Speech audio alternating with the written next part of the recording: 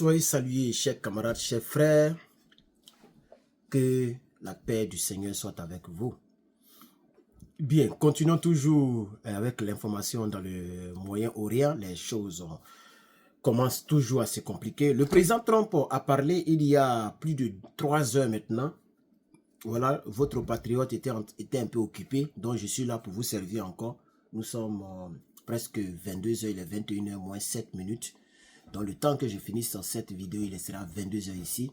Le temps que je la mette en ligne, il sera 23 h. Donc vous allez voir cette vidéo peut-être... Dites-moi l'heure à laquelle vous regarderez cette vidéo. Vous savez que j'aime très bien lorsque vous me dites l'heure et le lieu d'où vous me suivez. N'oubliez pas donc de poser le geste qui fait plaisir. Humblement partager cette vidéo pour que le monde sache exactement ce qui se passe dans le Moyen-Orient, surtout le monde africain. N'oubliez pas de mettre des j'aime, ça fait toujours plaisir. Le président américain a parlé et j'aimerais qu'on analyse son speech.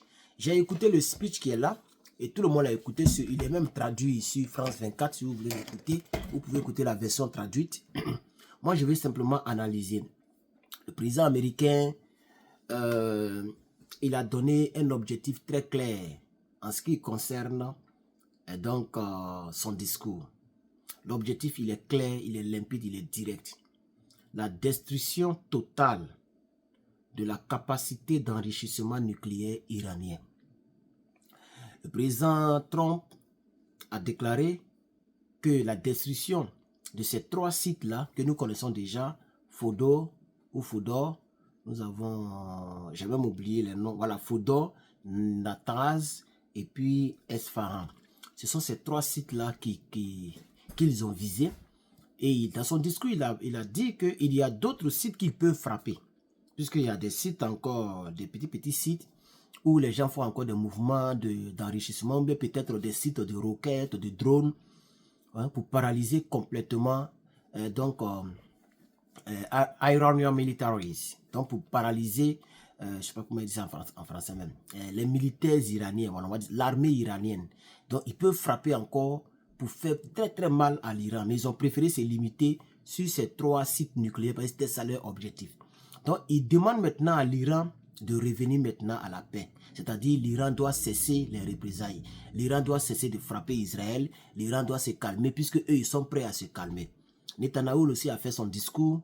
Donc quand tu les écoutes, tu as comme l'impression qu'ils ont atteint leur but. C'était d'empêcher l'Iran d'avoir le nucléaire. Mais est-ce que, entre vous et moi, même s'ils sont à zéro, nucléairement parlant, est-ce qu'ils ne vont pas reprendre d'ici 30 ans, 50 ans? Peut-être qu'ils ont juste retardé les gars. Ça, c'est un. De deux, il y avait un général qui a dit dans le temps, il est encore vivant, qui a dit que les centrifugeuses avaient déjà été déplacées. Et si c'était vrai, ça fait des milliards de dollars gaspillés pour rien. Parce que le B-52, pour le déplacer, ça coûte très cher. C'est un avion qui est très lourd. Donc ça coûte très cher, très cher. Les bombes, les bunker busters sont très chers. Vous voyez, voilà, donc c'est beaucoup d'argent, le contribuable ivoirien qui a été mis en jeu. Et donc, si les centrifugeuses ont été déplacées, est-ce que ce n'est pas chose, ce n'est pas une perte, une perte. Maintenant, une autre chose que je voudrais souligner. Qu'en est-il de la représaille donc iranienne? Est-ce que l'Iran ne va pas répliquer en frappant les... Parce qu'il y a l'armée américaine qui a des bases militaires dans la région. À cet effet, le président Trump a été très clair. Il dit, le président Trump demande à l'Iran de ne pas répondre à l'attaque qui a eu lieu. Et que si l'Iran répondait à l'attaque qui a eu lieu, la réponse américaine sera beaucoup plus musclée et dévastatrice. Voilà. Donc, que l'Iran laisse les bases militaires américaines dans la région et que l'Iran se calme. Voici ce que le président a dit. Et maintenant qu'il est dans la danse, je ne pense pas que c'est du bluff. Hein? Parce que, pour ceux qui ne le savent pas, les avions ne sont pas arrivés aux États-Unis ici. Hein? Les avions là sont encore là-bas. Sont dans la région quelque part là-bas. Ok? Le gros porte-avions est encore là-bas. Y compris les autres qui étaient déjà là-bas. Les 2 autres, ça fait 3 gros porte-avions. Ok?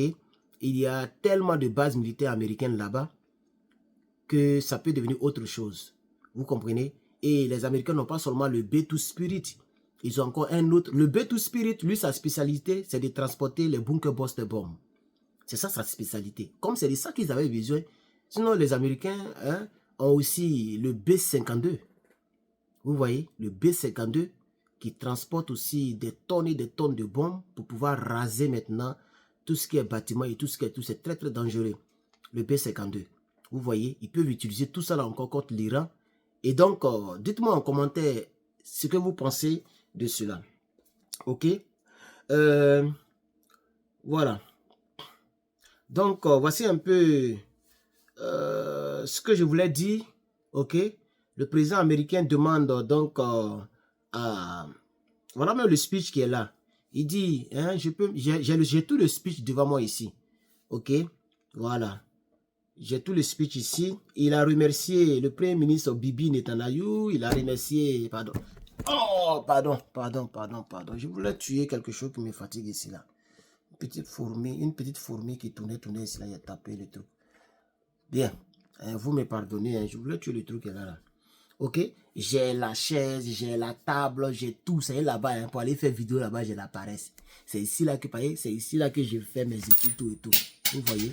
Donc, c'est ici là que j'aime m'asseoir pour faire mes vidéos. Sinon, j'ai tout le matos là-bas. Oh, la paresse. Vous comprenez? Et donc, au fait, ce qui a énervé, je pense que ce qui a énervé, ce qui a fait que ce monsieur a pris cette décision, c'est la pression de son allié Israël. Et surtout, il a même dit ça dans son speech. Il dit, depuis 40 ans, ça y est ici même, for 40 years, Iran has been saying, death to America, death to Israel. They have been killing our people, blowing off their arm, blowing off their legs with roadside bombs. That was their specialty. We lost over 1,000 people and hundreds of thousands through the Middle East and around the world have died as a direct result of their hate in particular. So many were killed by their general, Qasem Soleimani. I decided a long time ago that I would not let this happen again. It will not continue. Voilà, donc ça c'est la raison pour laquelle il a attaqué. Parce que les Israéliens, et moi souvent j'entends ça aussi, gloire à Ali, comment il s'appelle même, à l'Ayatollah, mort à Israël, mort à l'Amérique. Et ça fait très longtemps que les gens crient comme ça. Moi je ne comprends pas bien le sens de ces cris-là. Voilà. Donc les gens se disent, bon, si actuellement où ils sont encore impuissants militairement, ils sont puissants militairement, Netanyahou là c'est quelque chose, mais face à l'Amérique, c'est comme, je sais pas, c'est comme un bébé qui vient de naître militairement parlant. Vous avez vu que les B-52, ok, les B2 Spirit sont rentrés, sont sortis. Les Iraniens ne savaient même pas. Vous voyez, c'est ça, voilà. Donc, militairement, c'est pas amusement. Ils ont utilisé aussi des sous-marins, tout ça. Et donc, voilà. Si maintenant où ils sont encore comme ils sont là, s'ils peuvent dire mort à l'Amérique et s'ils ont l'arme ultime, ils peuvent larguer ça. C'est pourquoi les gens ne veulent pas laisser cela arriver. Et quels que soient les présidents qui viennent, peut-être qu'ils auront la même politique. Et donc, chers camarades, je vais m'arrêter là. Nous sommes déjà à presque 9 minutes. Je vais tirer frère, mais que Dieu vous bénisse. À très bientôt. C'était le patron. Je vous reviens incessamment.